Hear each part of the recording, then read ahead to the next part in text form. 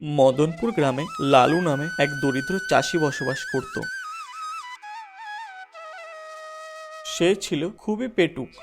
মাছ ছাড়া সে মোটেও ভাত খেতে পারত না। এমনই একদিন,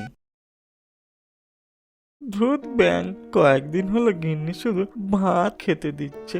আমি যে শুধু ভাত খেতে পারি না, আমার যে একটু মাছ ভাজা নাহলে মাছের ঝোল না হলে চলে না। গিন্নি জানে, তাও দেখো আমাকে এই শুধু ভাত দিয়েছে। গিন্নি, গিন্নি।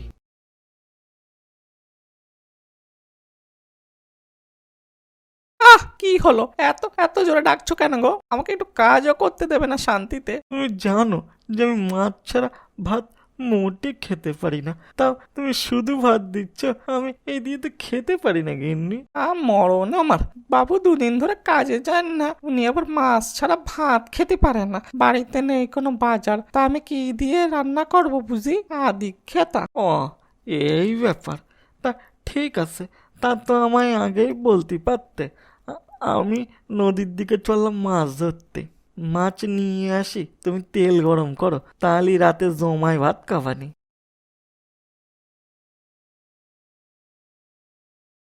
এই বলে লালু ছিপ নিয়ে নদীর দিকে রওনা দিল মাছ ধরার জন্য।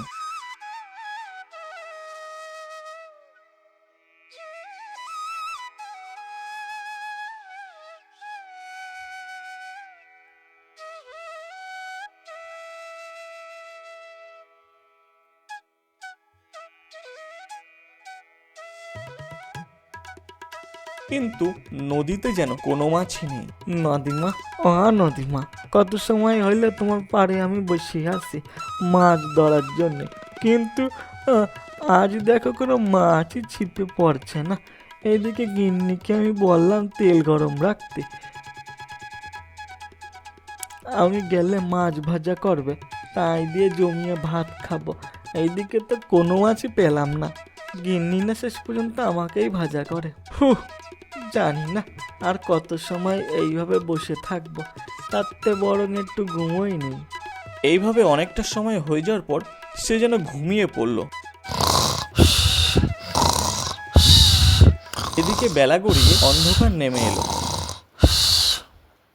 হঠাৎ তার ঘুম ভাঙে, আর সে জেগে উঠে দেখে তার ছিপে যেন কিছু একটা পড়েছে, আর সেটা বেশ নড়ছেও।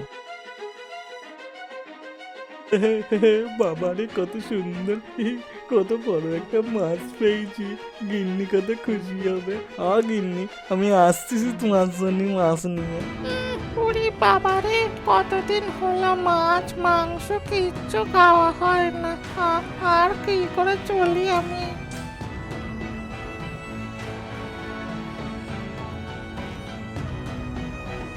ও বাবা গো, ওই দেখো কে যেন দুধ দিয়ে একটা মাছ নিয়ে আসছে। মাছের গন্ধে মনটা পুরো ভরে গেল। কি মিষ্টি গন্ধ রে বাবা। সে মাছটি নিয়ে সে ওর বাড়ির দিকে রওনা দেয়।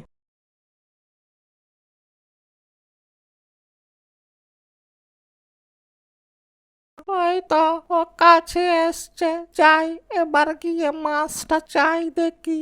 না, তাড়াতাড়ি পা চালাই, আমার তো ঠিক সুবিধা বলে মনে হচ্ছে না।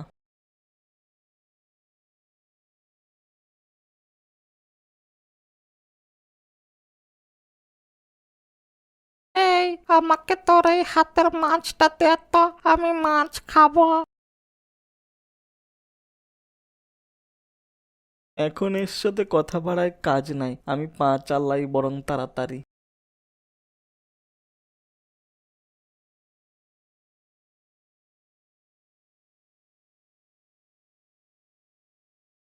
রে, কথা কানে যাচ্ছে না নাকি? আমি তোর কাছে কিছু একটা চাইলাম না? দেবো দেবো, তার একটু চল আমার সঙ্গে, তারপর দেবো। তুই কি ওই মাছটা আমায় দিবি, নাকি তোর ঘাটটা আমি দিকে মটকে দেবো?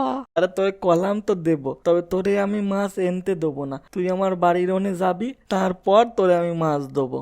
এত সময় কষ্ট করে আমি মাছ ধরলাম, আর সেই মাছ তোরে দিয়ে দিলে আমি কি খাবো রে? ওরে আমি মোটে ঘুমাতে দেবো না আজ।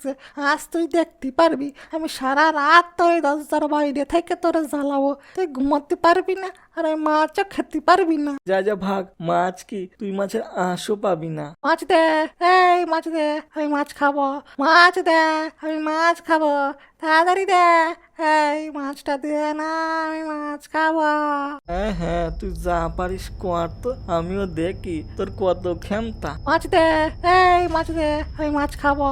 মাছ দে, আমি মাছ খাবো। তাড়াতাড়ি দে, এই মাছটা দে না, আমি মাছ খাবো।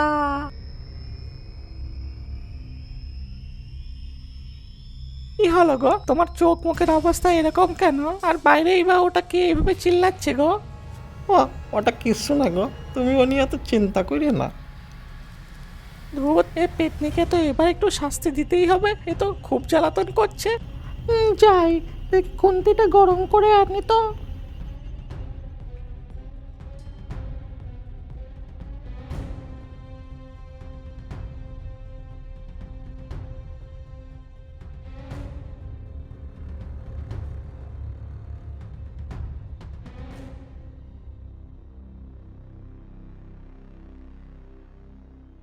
ওকে আমি মাছ দিতে পারি, কিন্তু একটা শর্ত আছে।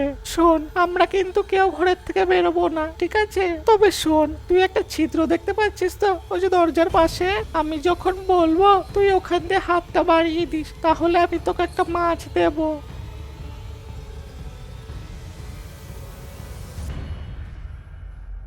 ওরে বাবা, আমার মাছ খাওয়া থাক গিয়ে আমার হাত, আমার হাতে কি, আমার হাত পুরো পুড়িয়ে গেল রে।